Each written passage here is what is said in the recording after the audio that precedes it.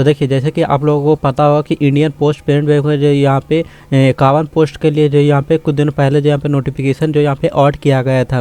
तो आज जो यहाँ पे इनका आवेदन जो यहाँ पे स्टार्ट कर दिया गया है। तो आज की इस पार्टिकुलर वीडियो में जानेंगे एक प्रोसीजर के साथ कि कैसे आपको जो यहाँ पे आवेदन फॉर्म को जो यहाँ पे भरना होता है। तो वीडियो के अंदर बने रहिए। वीडियो पसंद है तो वीडियो को लाइक एंड चैनल को सब्सक्राइब जरूर करिएगा, क्योंकि ऐसे लगातार अपडेट इस चैनल पर वीडियो आपको देखने के लिए मिलती रहती है। तो आपको कोई परेशानी ना हो, इसलिए वीडियो को डिस्क्रिप्शन मैंने डायरेक्ट यहाँ पे आर्टिकल का लिंक दे दिया। लिंक पे क्लिक करके आप डायरेक्ट यहाँ पे इस आर्टिकल पे यहाँ पे आ जाना है।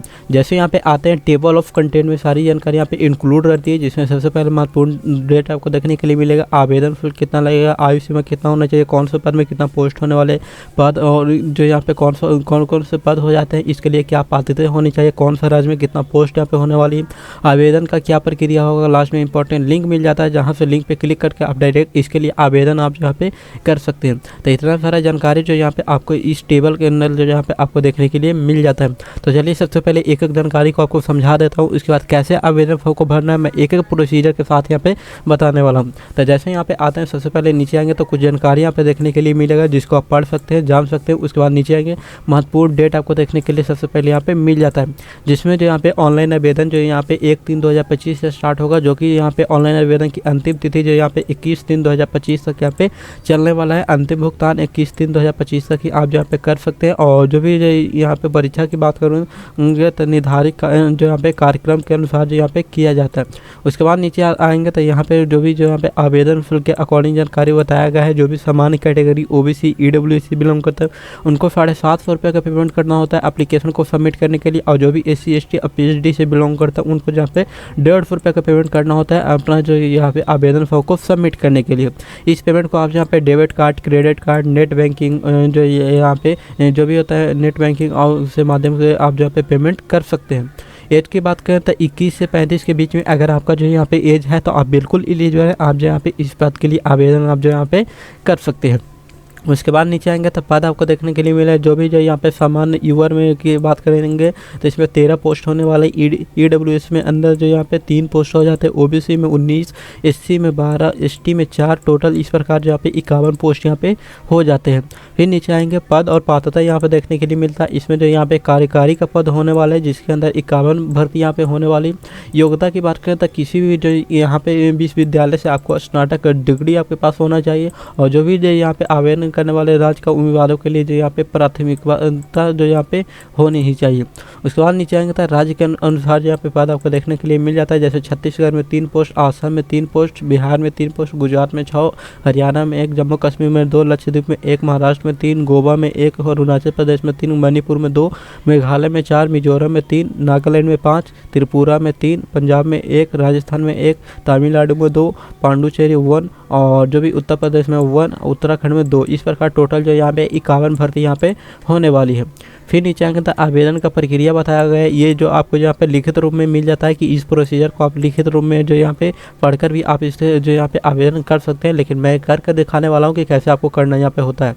तो सिंपल प्रोसेस है, इसी को माध्यम से भी आप जो यहाँ पे कर सकते थे। चलिए मैं यहाँ पे आवेदन फॉर्म को कैसे सबमिट करना है उसके अकॉर्डिंग बात कर लेते हैं। यहाँ पे डायरेक्ट मैंने यहाँ पे लिंक दे दिया और अप्लाई ऑनलाइन का था, इसके सामने एक बटन मिलेगा क्लिक का।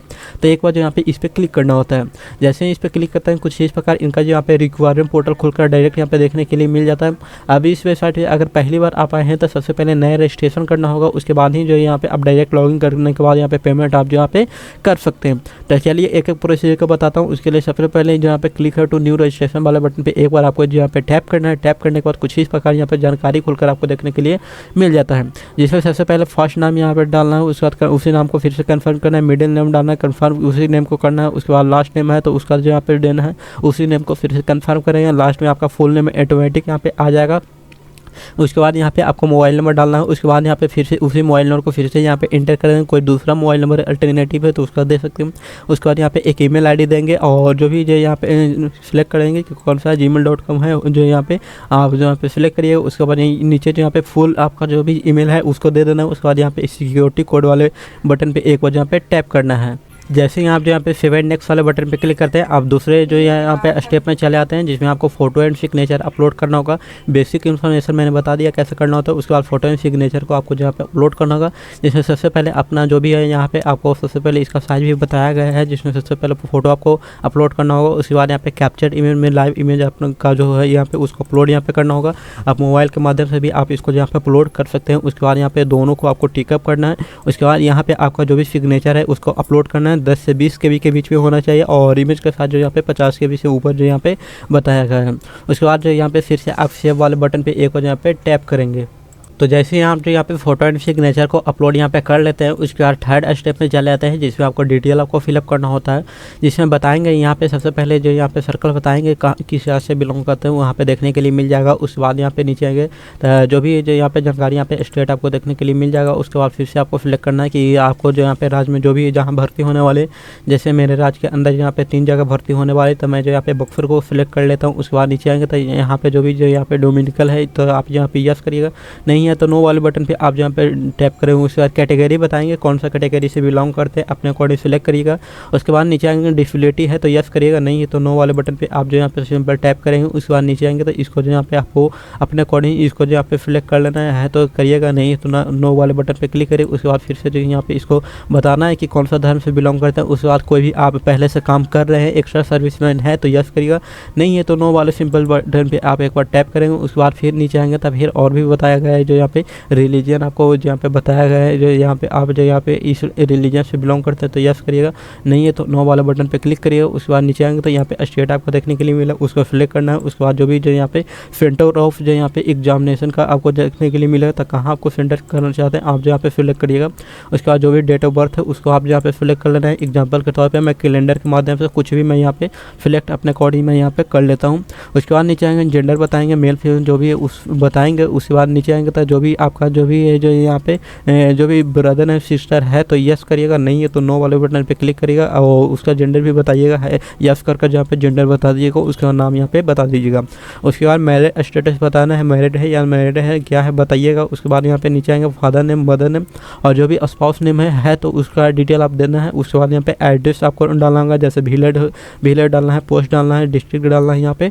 उसके बाद नीचे आएंगे तो यहाँ पे स्टेट आपको सिलेक्ट यहाँ पे कर लेना है, जो भी स्टेट है अपना स्टेट को सिलेक्ट करें। उसका पिन कोड यहाँ पे इंटर करें, दोनों अगर सेम है तो सेम वाले बटन पे क्लिक करें, ऑटोमेटिक यहाँ पे फिलअप जो यहाँ पे हो जाएगा। उसके बाद जो यहाँ पे फिर से जो यहाँ पे सेव एंड नेक्स्ट वाले बटन पे क्लिक करना है। जैसे फिर से सेव एंड नेक्स्ट वाले बटन पे क्लिक करते हैं, कुछ इस प्रकार यहाँ पे जानकारी आपको जो यहाँ पे देखने के लिए मिला है, जिसमें आपको जो यहाँ पे एजुकेशन क्वालिफिकेशन का आपको जो यहाँ पे डिटेल आपको यहाँ पे फिलअप करना होगा। जिसमें अगर ग्रेजुएशन कंप्लीट है तो उसका डिटेल आपको यहाँ पे देना होगा, बताना है कौन सा स्ट्रीम था। उसके बाद यहाँ पे बताना है मोड ऑफ जो यहाँ पे कम्प्लीकेशन के बारे में बताना है, कौन सा जो यहाँ पे था, पार्ट टाइम था, फुल टाइम है।